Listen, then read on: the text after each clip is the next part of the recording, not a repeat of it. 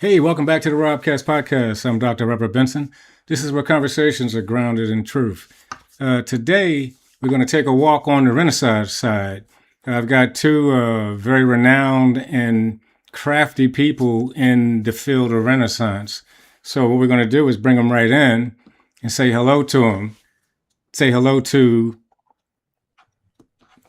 Mr. Stephen Allen and Miss Carolyn Miller. Miss Miller, how are you tonight? I'm great. And you? Can you hear me? Yes, I can hear you just fine. How are you? So you're an I'm good. artist or a photographer. Yes, I'm an artistic photographer and I dabble in digital artistry as well. So, Okay. yes. All right. Um, So Mr. Stephen Allen, everybody knows you. You're a pretty well-renowned guy, Steve. How have you been? I'm fine. Thank you very much. Mhm. I'm glad to have you back on the show again. You and I've done some recordings before, but Yes. this is the new show, RobCast Podcast, where we are visiting all sorts of genres and different things to keep people informed and tell people the truth. But the thing that's going on with you two right now is a very, very exciting event. There's a art display in the city of Atlanta that just kicked off, Carolyn, huh? yes, yes. It's currently hanging in the gallery, in the Mayor's Gallery in City Hall. Hmm. Yep, it is called Black Royalty, a celebration of African American essence. Hmm. It will be there until April 10th. Okay, so the shows for that are until the April 10th. So you've decided to call on the brilliant Steve Allen to assist with this project. But Steve is kind of like he's a guru, so he can assist with everything. But in reality, in reality, Steve is actually a participant in the project. He is a sitter. He sat for me, Mhm. so he's on the wall.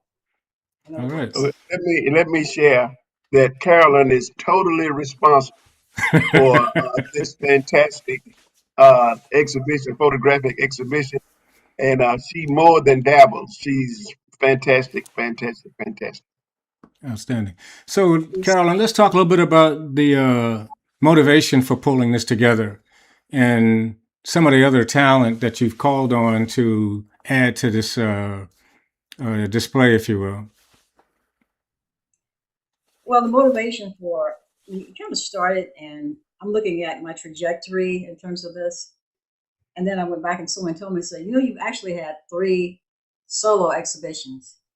The first one was at the Rialto Theater, and it was called Bridges, Human Connections.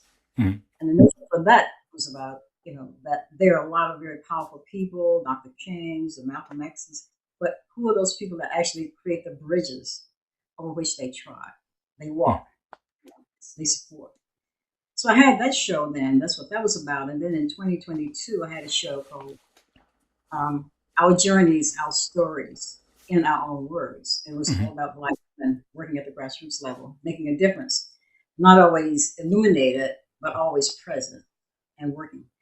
So this show, Black Royalty, a celebration of African American essence, is just a broadest area in terms of illuminating our essence that we are indeed great. So I kept thinking about that. We have so many imposed layers that we often don't recognize our own light.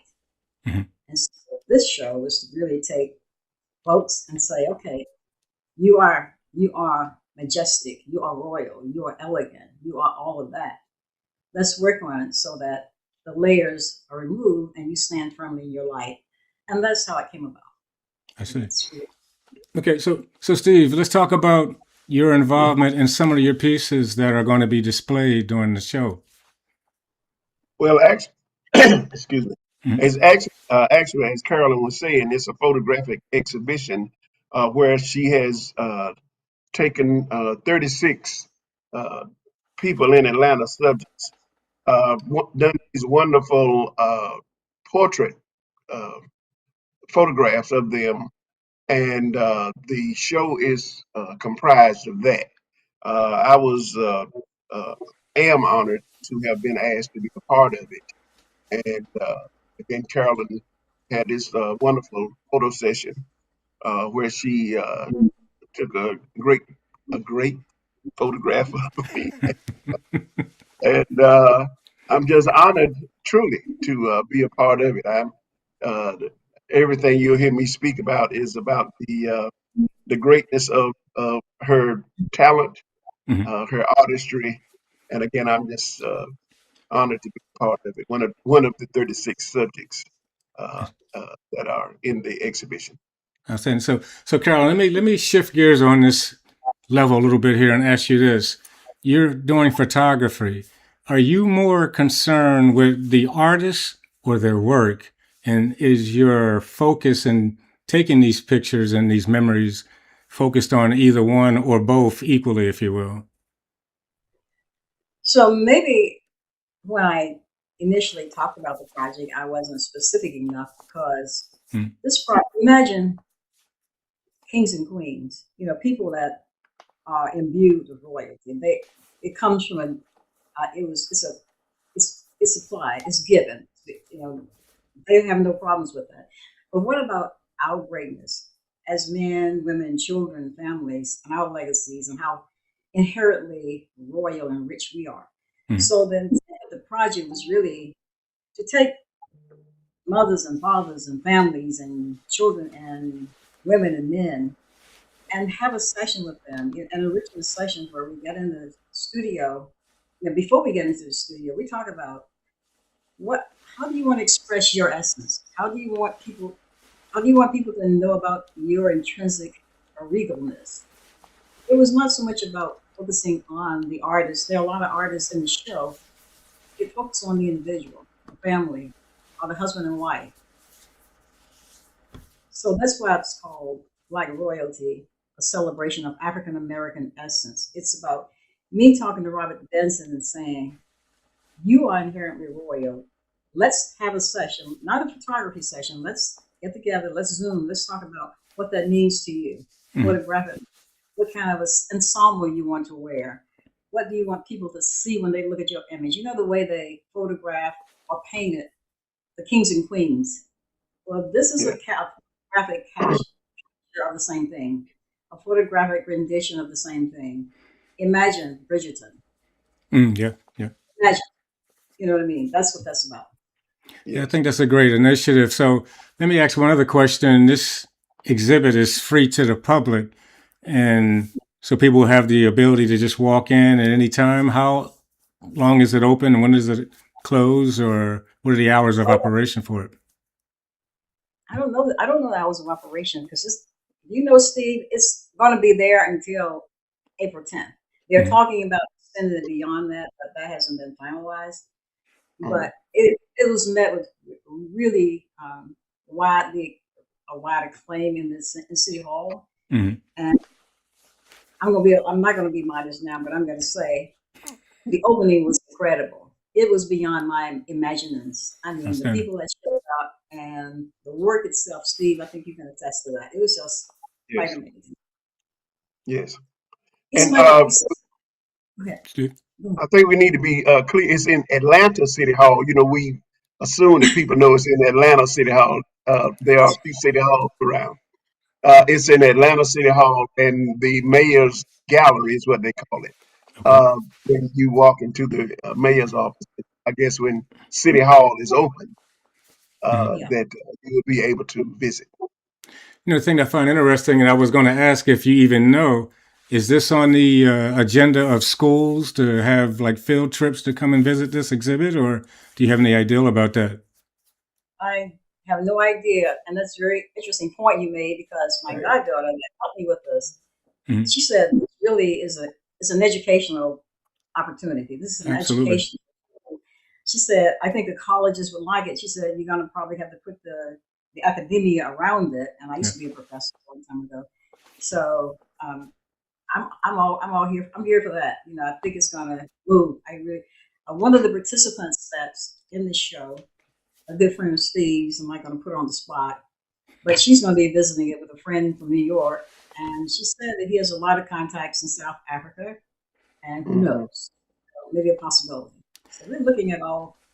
I think it's a great idea, right, Dr. Yeah. Benson? It is.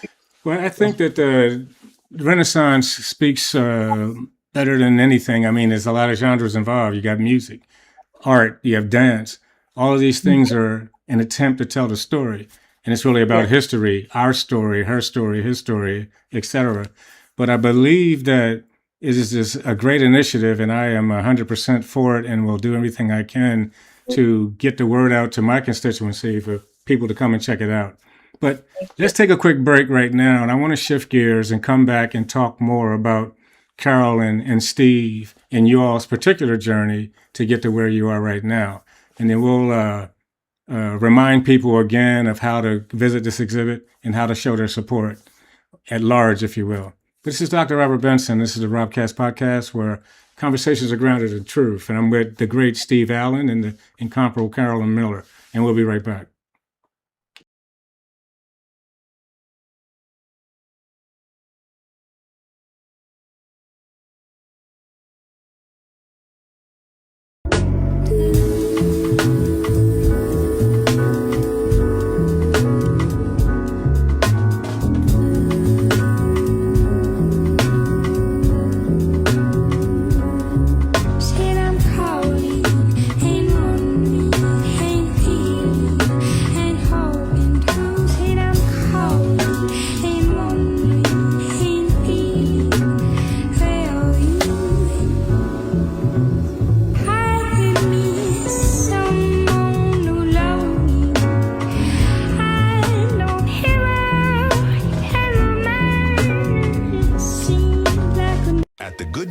Store, we believe wellness isn't one size fits all.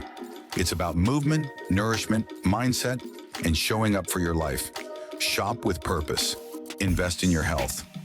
Visit gooddayhealthstore.com and start your next good day today.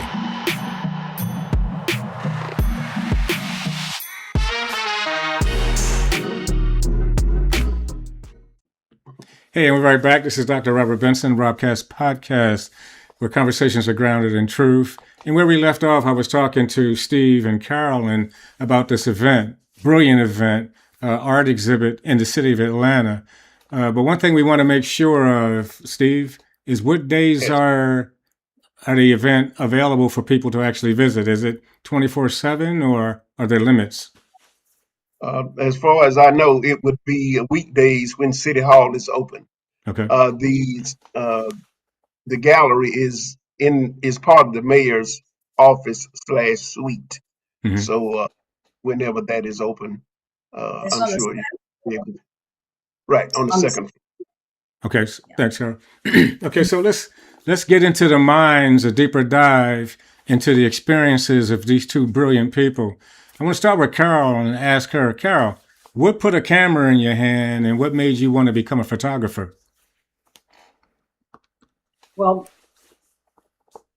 as my brothers used to say, I like to reinvent myself. I'm always reinventing myself. So I moved being a registered nurse, having a master's in nursing. I was a professor of nursing. Then I changed careers and went back to school and became information technology and became a program manager at AT&T. And then I got bored with that and decided that's what I'm going to do. So I traveled a lot. I retired early and traveled a lot. And I always had a camera when I was traveling. And my uncle was retiree from the Air Force, looked at my images, and he was a photographer for the Air Force. He said, "You have an eye. You really have an eye." He said, "Most people work on that all their lives, but you have the ability to look at something and capture it and, really go to the core of what you were looking at through your lens." So in 2003, I joined a group.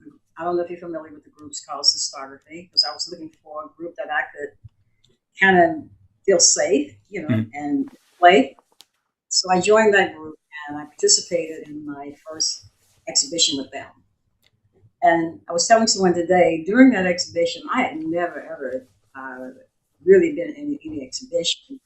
Two guys who were very well known, I can't remember their names now, but they were going to Africa to photo shoot. I mean, they were like National Geographic stars. And they walked up to the images I captured. Mhm. And it was a woman whose hair was coming down. She was standing holding a flower. She was partially nude, not nude, but partially nude. and she was holding a flower as if she was in meditation with that. And I think that made me realize that, hey, I can do something with this. I think I can have fun with this. And so I got really involved, and um, I was mostly doing landscaping and nature, micro photography. You look at things with great detail. But to get to where we are today, like I explained, those three shows kind of were a reflection of my lineage. My living in a village where, how dare you think your light is dimmer than someone else's? And so my parents and grandparents always held us to highest standards in terms of what we were capable of and what we were responsible for. So that I can only say that that's a segue into where I am now, because it was a light, the nurturing of my own inner light from my own village that helped ground me in wanting to go deeper into illuminating other people, my people. Okay. Did I answer your question? Yes, as a matter of fact, you did. Great story. I mean, and you sound like you've been a person who've been through a lot of things in life. And the thing I find interesting about that is that most people who are doing something didn't start out doing that. And that kind of leads me to get Steve to talk about his journey to becoming the artist that he has become. Steve? Well, as Dr. Benson touched upon, I used to be the copier tech man, the Xerox man. And at the ripe old age of 38, when Mr. Charlie wasn't talking right, some people will be familiar with the reference to Mr. Charlie. I gave him a Not job Mr. back. Charlie. Mr. Charlie. I gave Mr. Charlie his job back, and literally went to the unemployment office on Stewart. It was Stewart Avenue then. Mm, It's Metropolitan Avenue now. And that afternoon, I started painting, literally, just like that. mhm. Yeah, It's just that simple. Okay. that's, Absolutely. that's it. Well, it's a great story, but let me ask both of you this, Mhm, and we can start with you this time, Steve. mhm. What is your best piece that you've ever done, and do you think that is the best piece you will ever do? I don't think I have any best pieces. They are all, I guess, sort of like your children.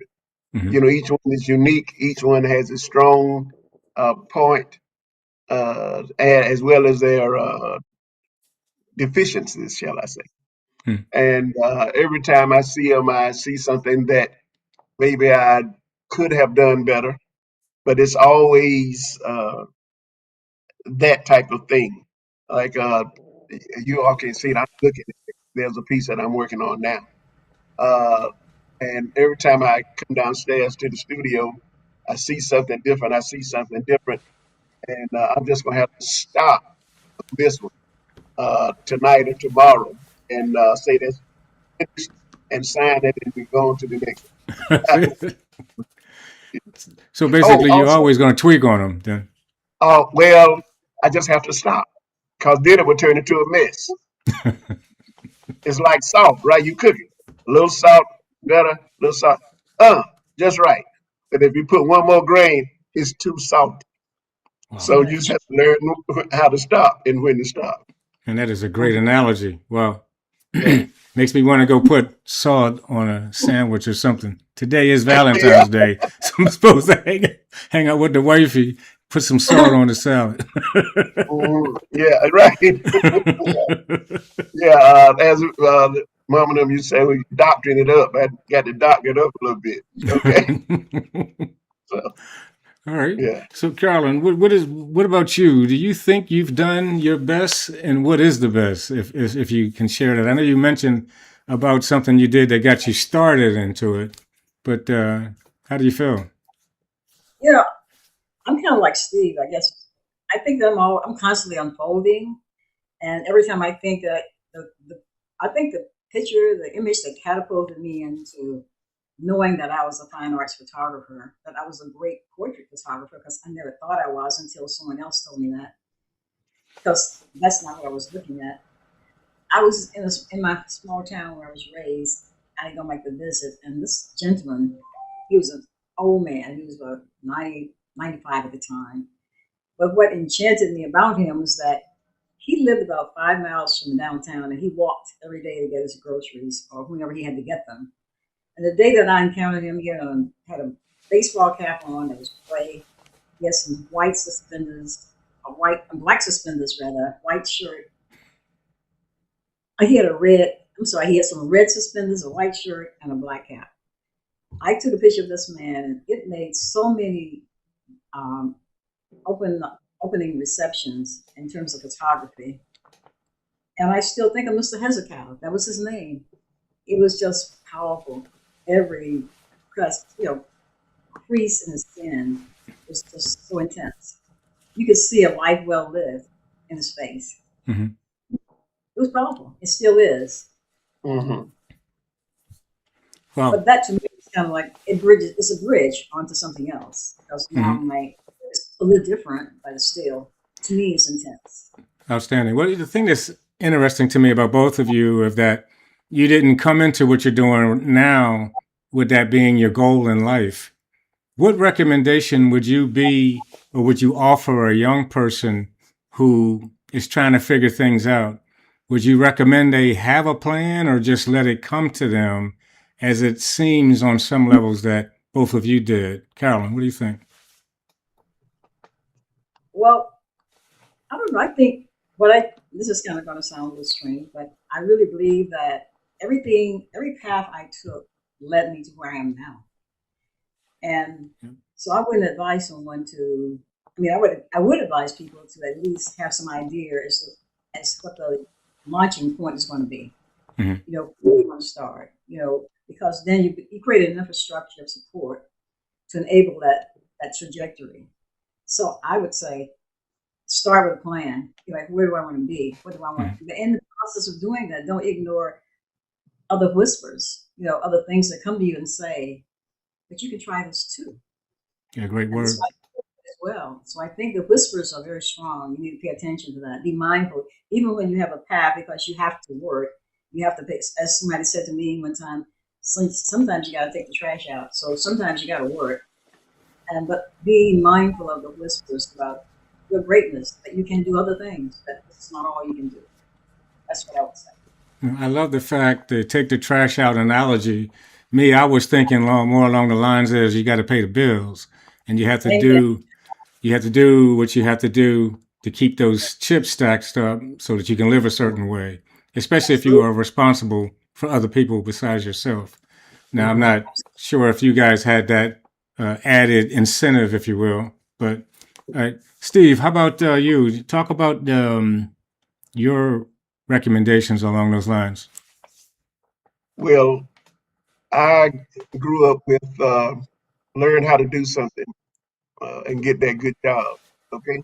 Mhm. And I was faithful to that, but there was always this nagging thing within me that I didn't want to do this. I never wanted to be an artist because that had never presented itself in my life with anyone that I knew. I grew up in Raleigh, North Carolina, again, born in '54, growing up in the '60s. So it was a matter of that time, again, of going to school and learning how to do something. That's what I did. Um, it just that day, well, when on that Tuesday morning, when Mr. Charlie said what he said, and I'm fortunate that a friend of mine, Sylvia Wilrich, was visiting from California and took me to the National Black Arts Festival. That was my introduction, shall we say. But even then, again, I said, well, I can do that. But I didn't do it until a few months later when Mr. C said what he said, and I just literally started. Uh, Mm-hmm. I was fortunate that my mother and my oldest brother, uh, when I said that I was going to do it, they said, well, okay, just sort of like that, right? They they literally were my patrons. They made it possible for me to paint. And so since that day, I haven't worked for anybody.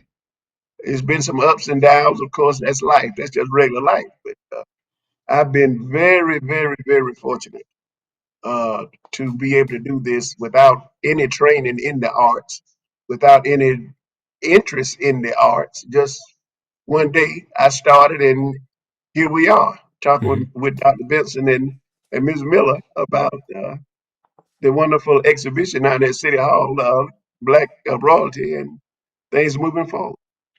Well, that's interesting because me, I'm the same. I'm a military guy. I worked in aviation 90% of my adult and professional life. And I'm actually doing what I love doing now, which is interviewing you great people. And it actually came to me incidentally. Someone recommended that I do it.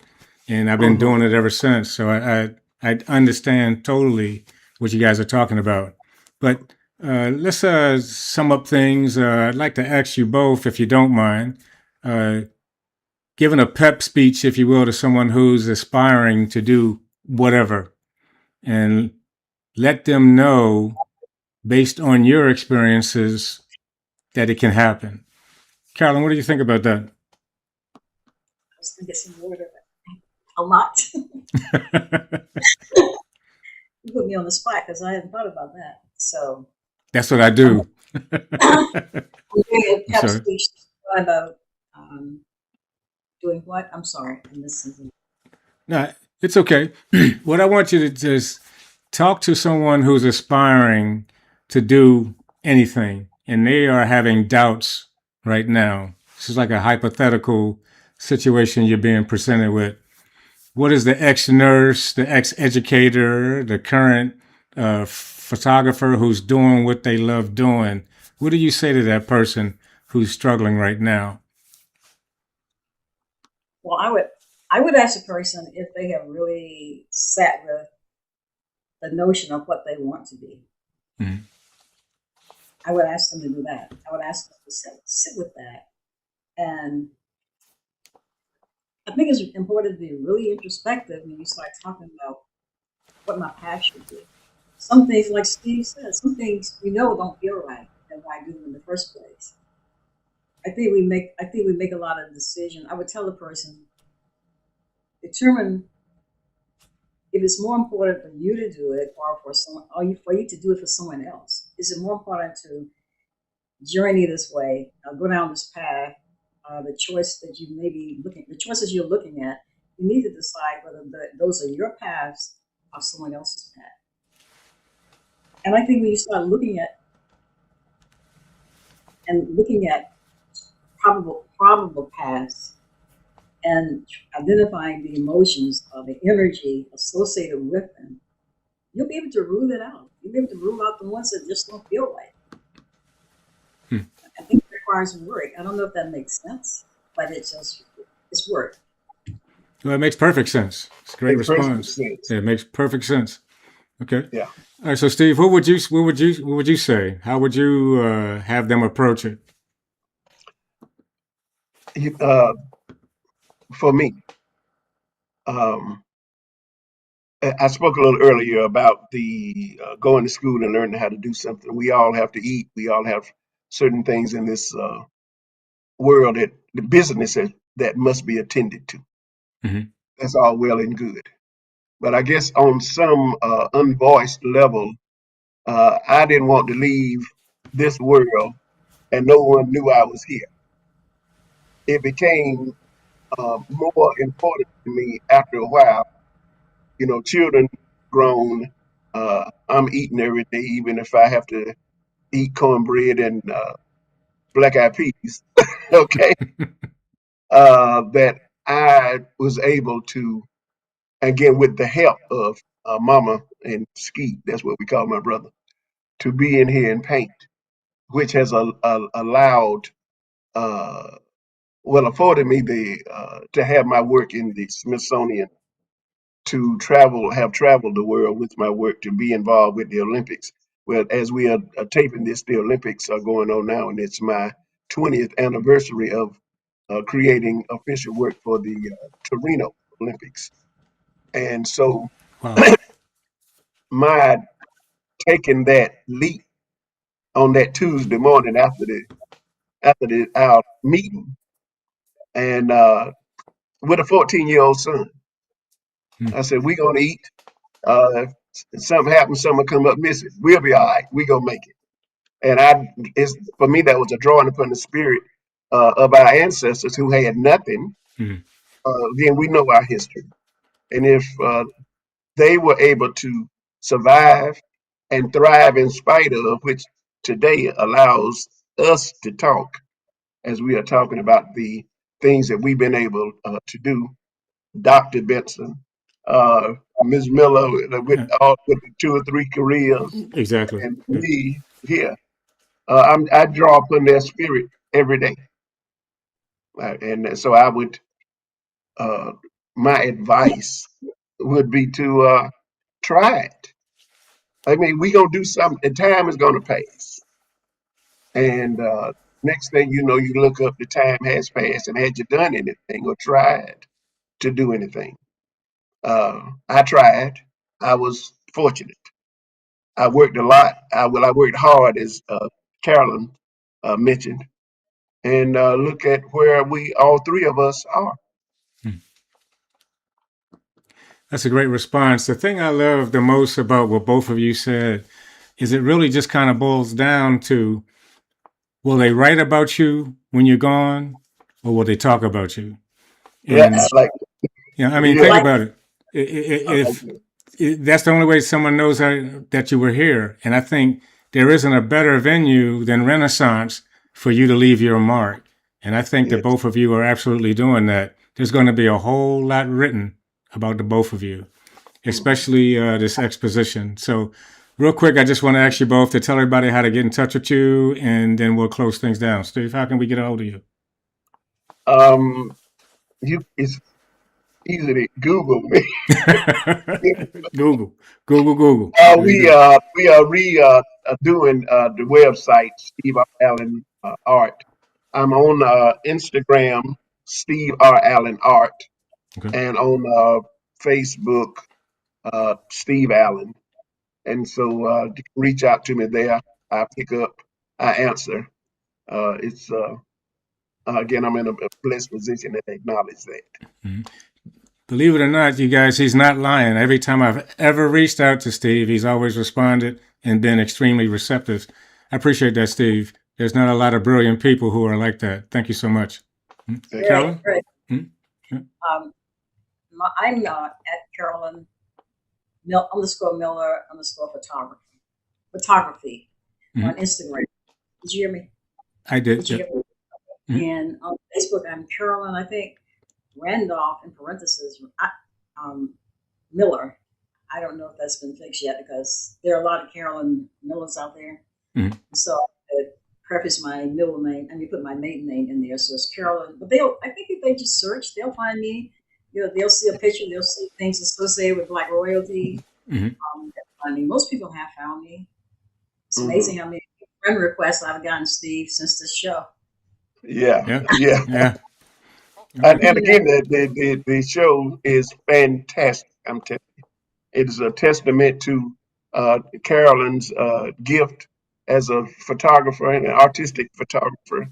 Mhm. Uh, the participants is just a fantastic exhibition. Outstanding. And I'm sure our viewers will enjoy it thoroughly and be providing you guys feedback as we go.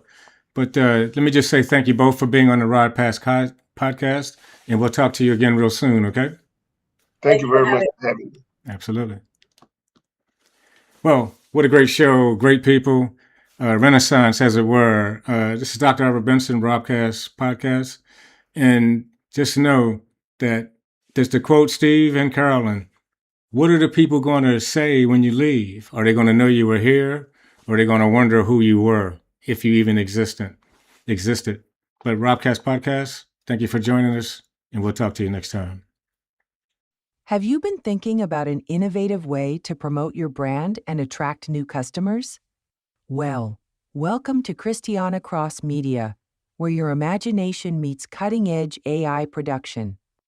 With AI-powered video, we can create stunning commercials, animated content, and even custom characters for your brand, whether for traditional media or social platforms.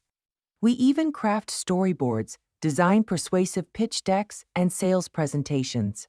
Our AI-powered solutions cater to all your media needs. We take your brand or image into the future. Let me show you what's possible. Want a cinematic ad with a superhero flair? No problem. Perhaps an anime adventure that transports your audience to a whole new world?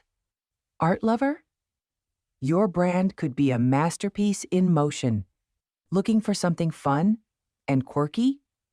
Let's go Pixar style.